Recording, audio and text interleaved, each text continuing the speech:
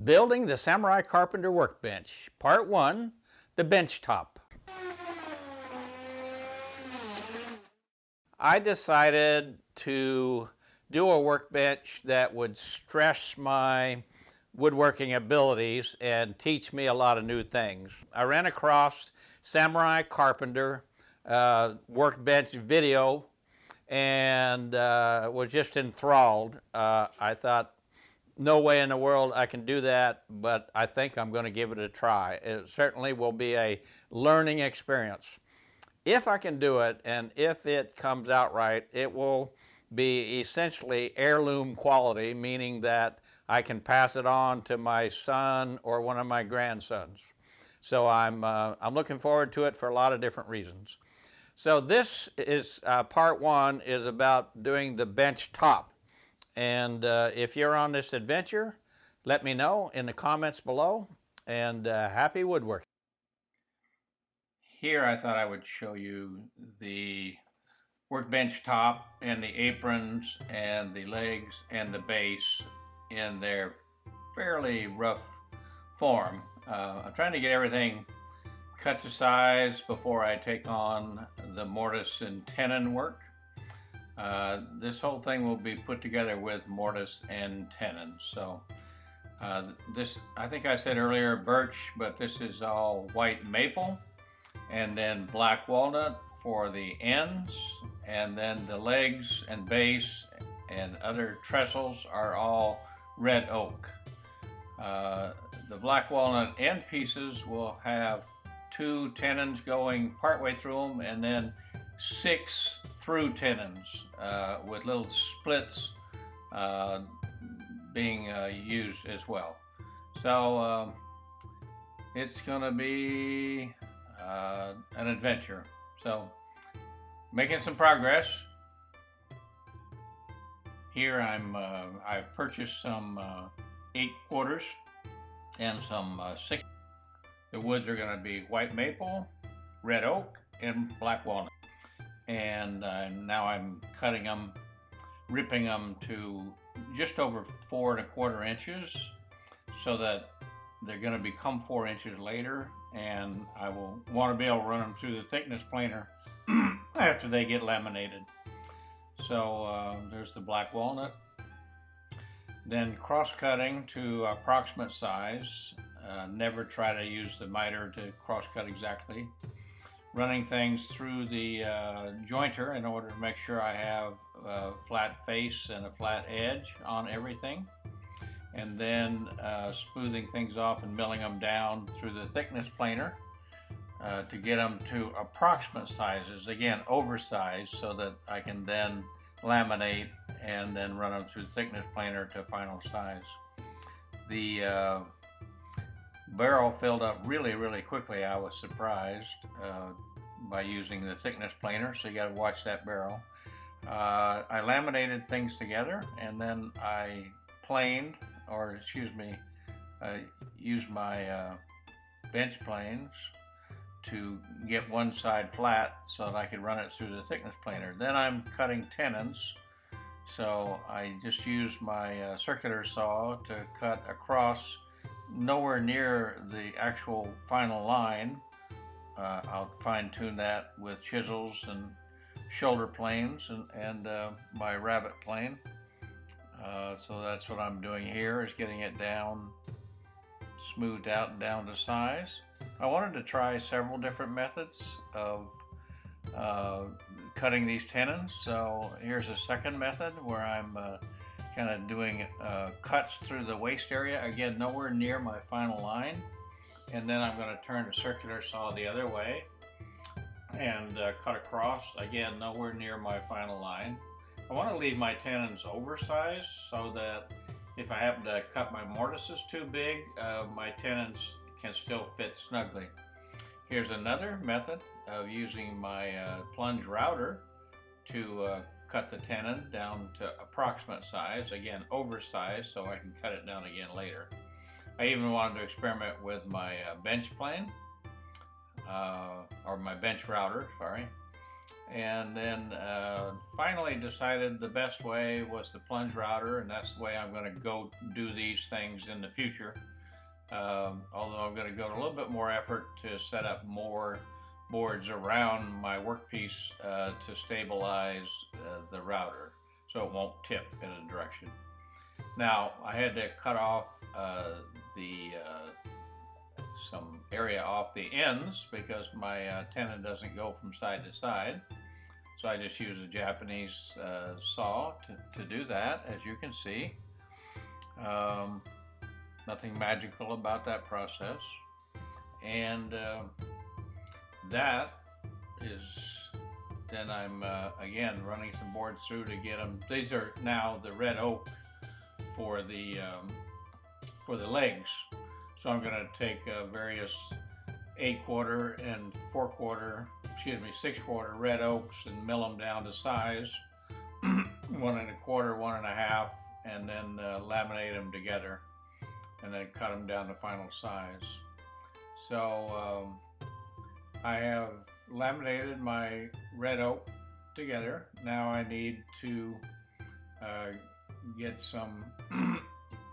Actually, I'm cutting them down to final size, which I do on the table saw crosscut sled.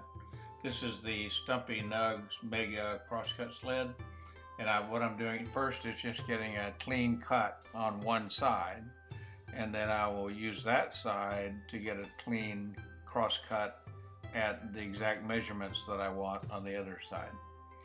So that's what I'm doing here.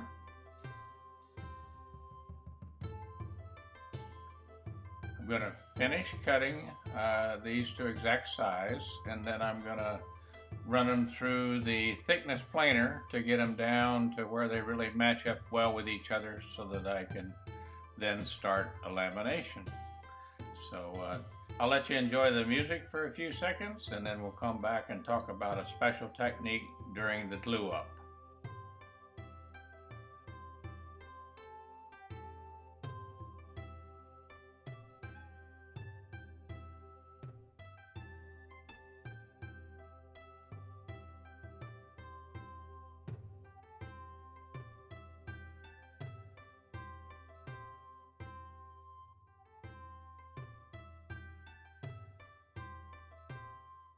This particular piece is going to end up being a 4x4 leg. I've got to do 4 of them, obviously, plus 2 bases.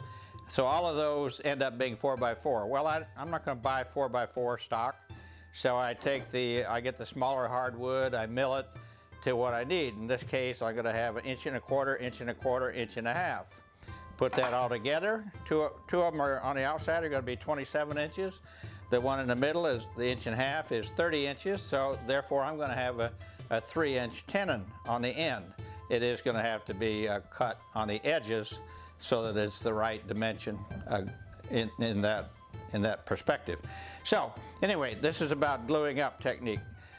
I'll fast forward through the actual glue up. There's nothing magical about putting glue on some boards, and so watch the fast forward and we'll meet you back to show you what the actual technique is.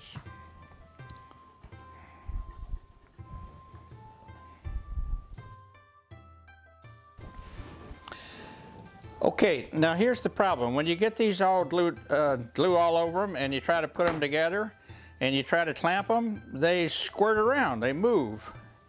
And that makes it difficult to get them lined up perfectly. So here's the technique. Turn them over this way. Grab a panel clamp. I got quite a bit of glue on there. I'm not a fan of using a wet rag, but I made a little mistake there. All that probably did now was put glue right there. So grab that panel clamp, put it, open the jaws, put it around your board, let the jaws close down, bring it up onto your work table, and start to tighten it a little bit. What you're doing is aligning, at least on the bottom, your boards. And now things aren't sliding around. You can adjust them to get them right where you want them.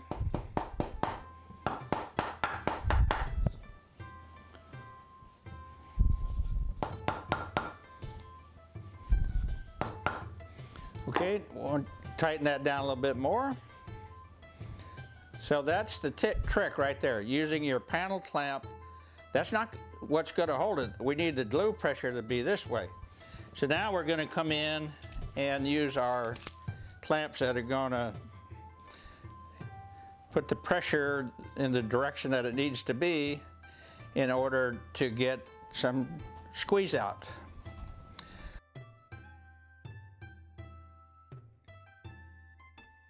Here I'm moving the panel clamp further and further down the workpiece and then putting on my little Bessie 4-inch clamps for the squeeze out. Turning it over and putting clamps on the other side.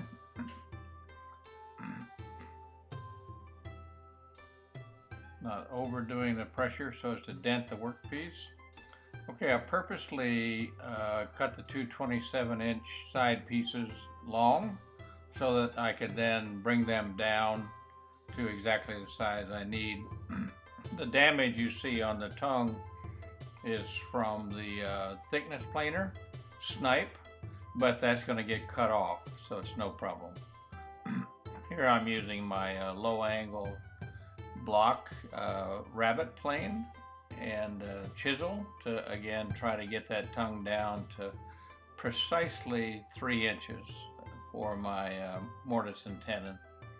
It was a lot more work than I anticipated, particularly when I had to do it for 4 different legs.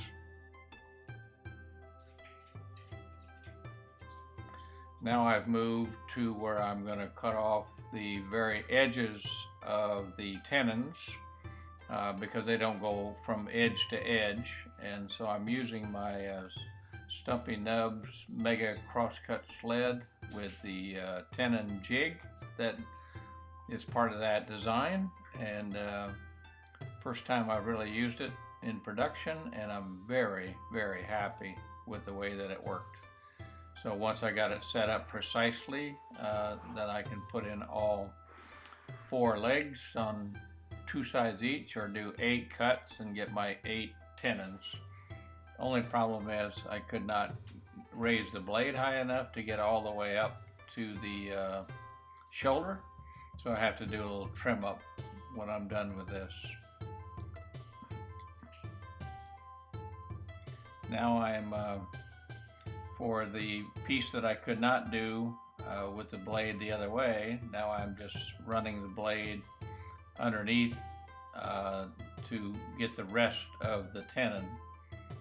I've got my regular blade on there instead of my flat top blade, so I will have to come back and trim up with a chisel.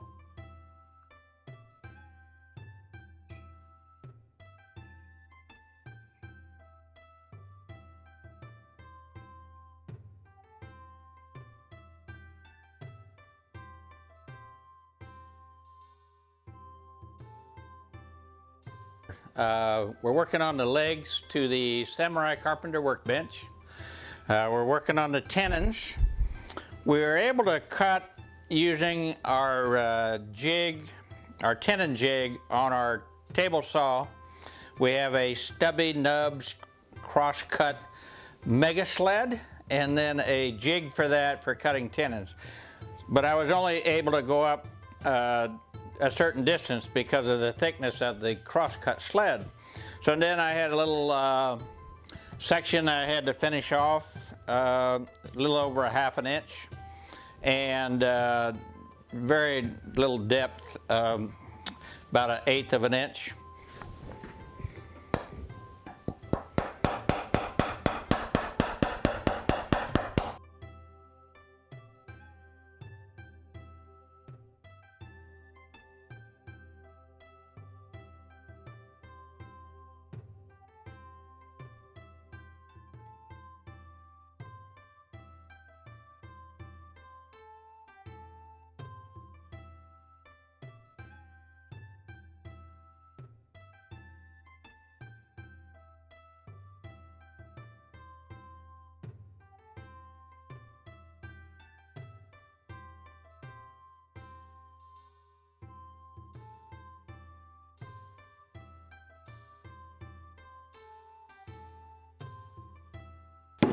So we're gonna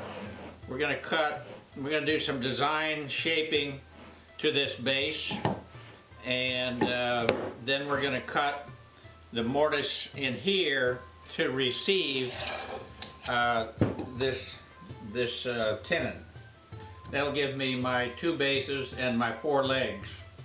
We're gonna have some through tenons with a wedge going in them, if you've seen the Samurai Carpenter design. So we're having fun working on it. Thank goodness for all these mortises. I did go ahead and buy a Powermatic benchtop mortise machine, and so I'm looking forward to doing a lot of practice before I work on my real wood. Coming along. Maybe someday we'll actually finish it.